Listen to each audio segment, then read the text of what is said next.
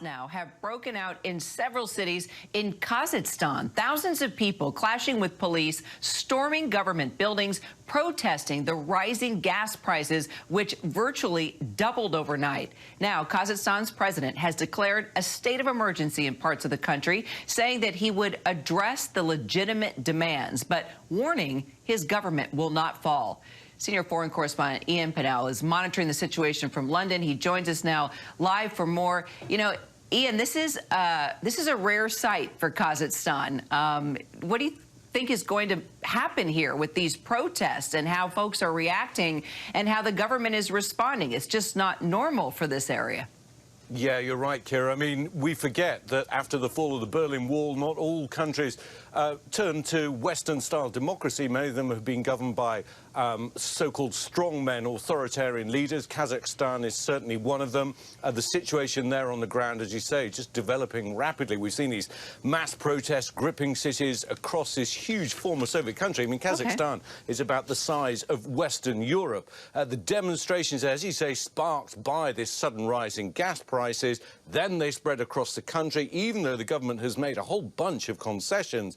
The government there is a major energy producer, but as I say, it's being dominated by this authoritarian father figure, or father of the nation, he's been likes to be referred to, of Nursultan Nazarbayev. He's a former Communist Party boss and a key ally of Russia's Vladimir Putin.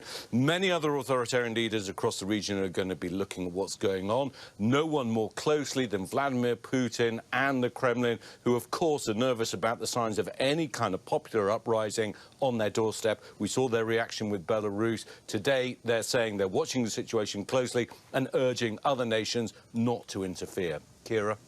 And knowing of the people in Kazakhstan, Ian, and what's happening here, and just the background of this president, he's made it very clear his government's not going to fall. Then he's got this relationship with Vladimir Putin. Put into perspective, you know, the options here of where this could go.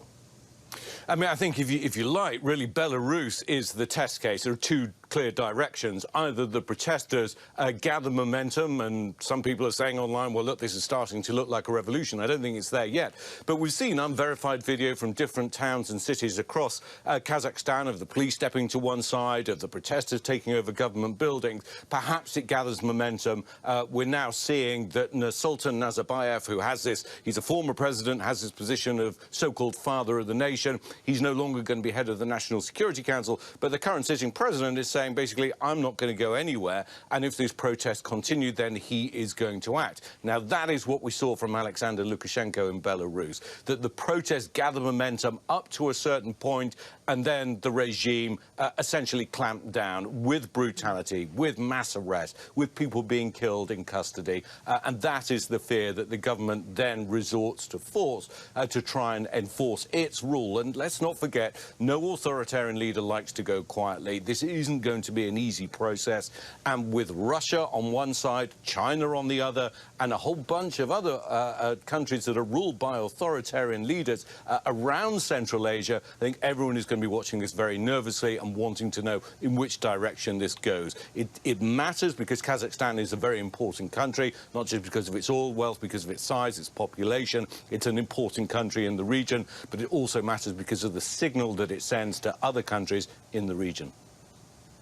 Ian Pennell, I'll always appreciate your insight. Thank you so much for joining us this morning.